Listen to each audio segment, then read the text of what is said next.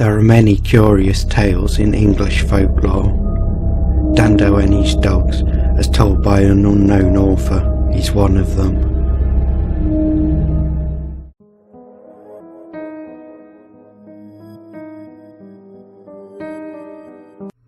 In the neighbourhood of the lovely village of St. Germans, formerly lived a priest connected with the old priory church of this parish, whose life does not appear to have been quite consistent with his vows.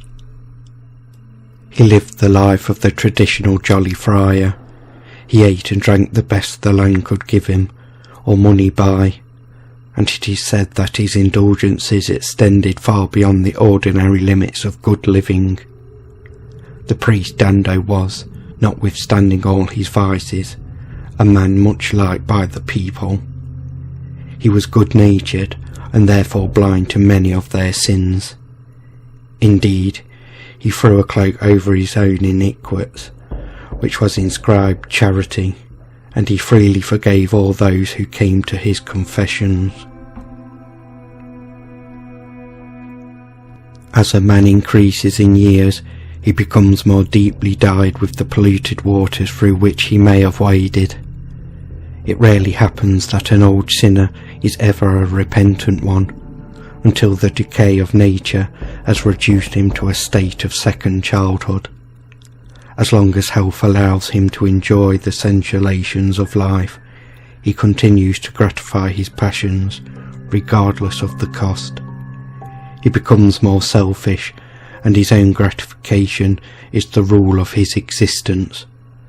So it has ever been, and so was it with Dando. The sinful priest was a capital huntsman, and scoured the country far and near in pursuit of game, which was in those days abundant and varied over this well-wooded district.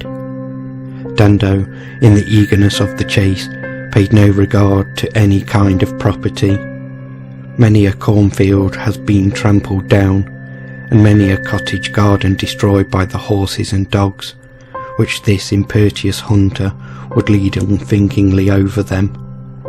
Curses deep, though not loud, would follow the old man, as even those who suffered by his excesses were still in fear of his priestly power. Any man may sell his soul to the devil without going through the stereotyped process of signing a deed with his blood.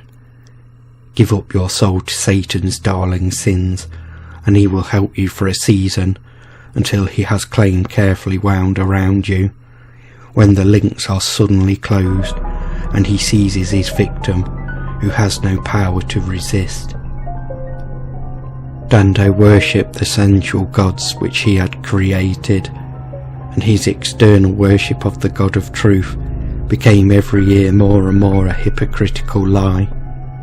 The devil looked carefully after his prize. Of course, to catch a dignitary of the church was a thing which caused rejoicing amongst the lost, and Dando was carefully lured to the undoing of his soul. Health and wealth were secured to him, and by the measures of his sins was full, and he was left the victim to self-indulgences, a doomed man. With increasing years and the immunities he enjoyed, Dando became more reckless.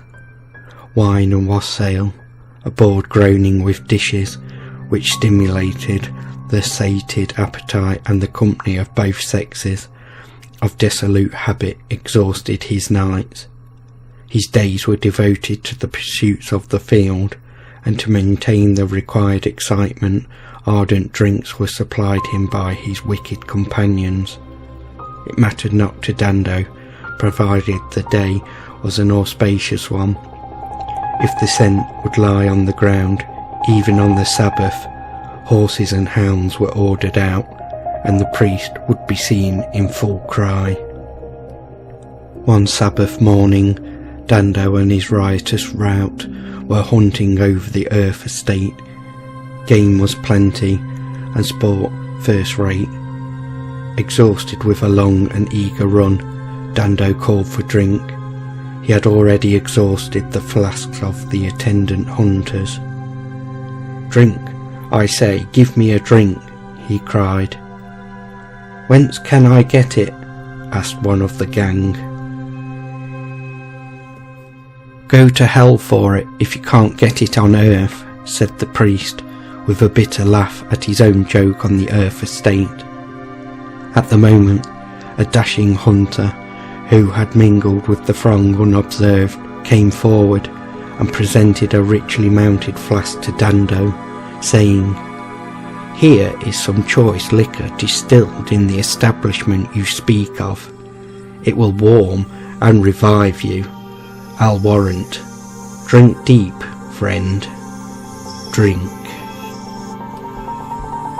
Dando drank deep, the flask appearing to cling to his lips. The stranger hunter looked on with a rejoicing yet malignant expression, a wicked smile playing over an otherwise tranquil face. By and by, Dando fetched a deep sigh and removed the flask, exclaiming, "That was a drink indeed. Do the gods drink such nectar?" "Devils do," said the hunter.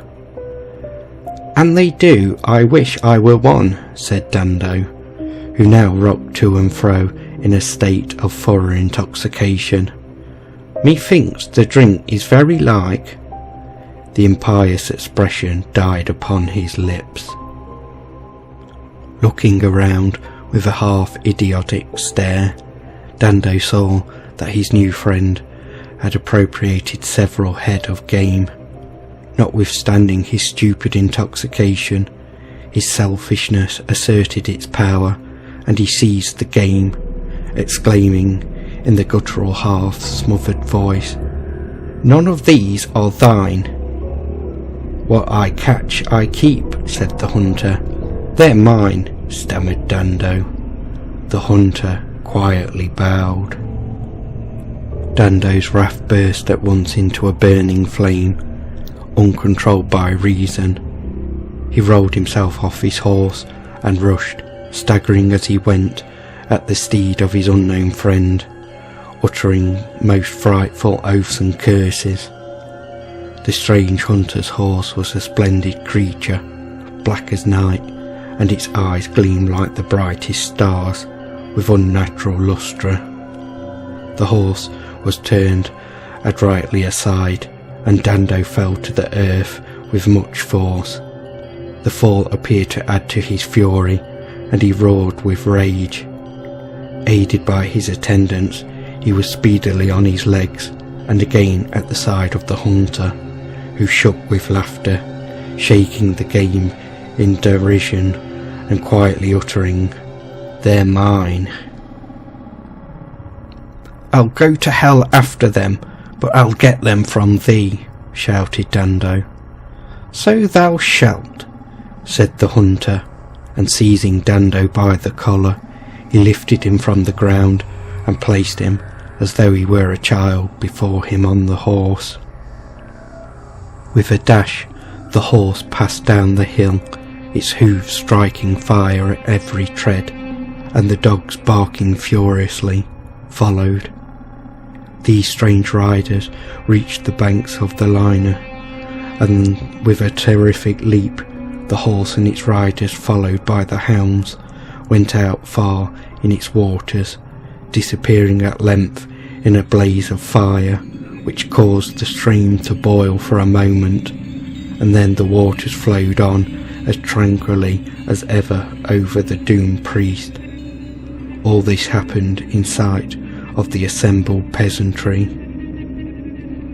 Dando never more was seen, and his fearful death was received as a warning by many, who gave gifts to the church. One amongst them carved a chair for the bishop, and on it represented Dando and his dogs, that the memory of his wickedness might be always renewed. There, in St. German's Church, stands to this day the chair, and all who doubt the truth of this tradition may view the story carved in enduring oak.